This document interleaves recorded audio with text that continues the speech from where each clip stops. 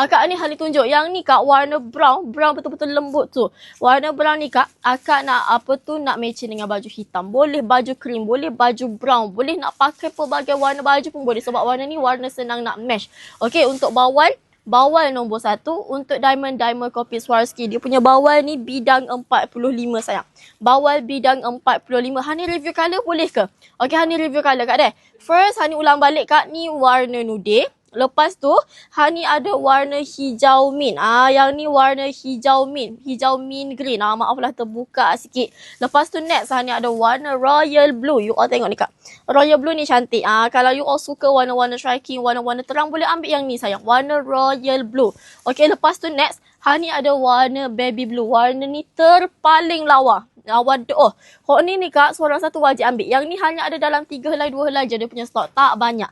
Siapa nak, you all tengok live ni, rasa berkenan pergi Wasabi terus. Pergi Wasabi terus. Kena cepat kak.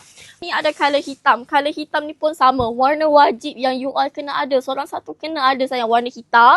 Lepas tu Hani ada warna golden brown. Warna ni pun cantik. Yang ni pun antara warna viral Warna viral. Ramai cari warna ni kak. Lepas tu last colour untuk design tudung yang Hani tunjuk ni, kita ada warna peach. Dia peach orange. Salmon macam tu cantik kak. Comel doh. Siapa nak sayang, you all terus pergi Wasabi. Sehelai RM129. Tapi kalau akak ambil 2 helai, RM189 sahaja. Memang jimat doh. Siapa cepat dia dapat.